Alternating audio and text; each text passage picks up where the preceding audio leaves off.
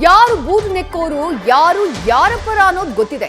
ಬ್ರಿಟಿಷರ ಜೊತೆ ಯಾರು ಹೊಂದಾಣಿಕೆ ಮಾಡ್ಕೊಂಡಿದ್ರು, ಇತಿಹಾಸ ಕದಕಿದ್ರೆ ನಿಮ್ಮ ಮುಖಕ್ಕೆ ಮಸಿ ಬಳ್ಕೊಳ್ಳುತ್ತೆ ಅಂತ ಹೇಳಿ ಬಿಕೆ ಹರಿಪ್ರಸಾದ್ರ ಹೇಳಿಕೆಯ ವಿರುದ್ಧ ಕೇಂದ್ರ ಸಚಿವೆ ಶೋಭಾ ಕರಂದ್ಲಾಜೆ ಕಿಡಿಕಾರಿದ್ದಾರೆ.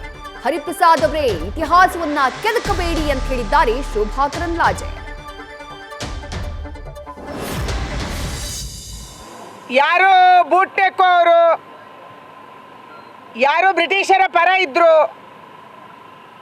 ಯಾರು ಮೌಂಟ್ ಬ್ಯಾಟನ್ ಜೊತೆ ಹೊಂದಾಣಿಕೆ ಮಾಡಿಕೊಂಡ್ರು, ಯಾರು ಮೌಂಟ್ ಬ್ಯಾಟನ್ ಅವರ ಕುಟುಂಬದ ಜೊತೆ ಇದ್ದರು, ಇದೆಲ್ಲವೂ ಕೂಡ ದೇಶದ ಚರಿತ್ರೆಯಲ್ಲಿ ಇದೆ.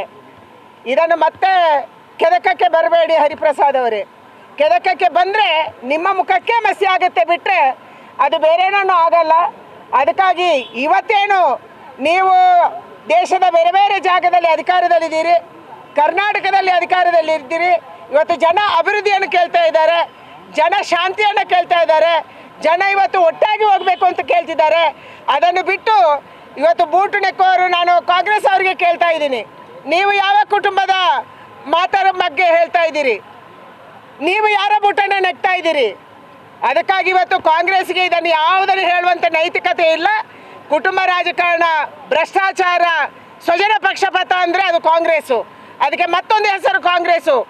ಯಾವುದೇ ಶಕ್ತಿ ಇಲ್ಲದಿದ್ರೂ ಕೂಡ ಒಂದು ಕುಟುಂಬ ಅವರಿಗೆ ಸಾಕು.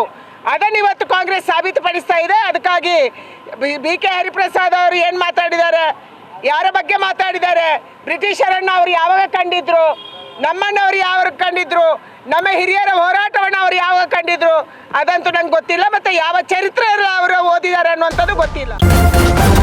ನ್ಯೂಸ್ ಫಸ್ಟ್, ನಿರ್ಭೀತಿಯಿಂದ ನಿಮ್ಮ ಪರವಾಗಿ.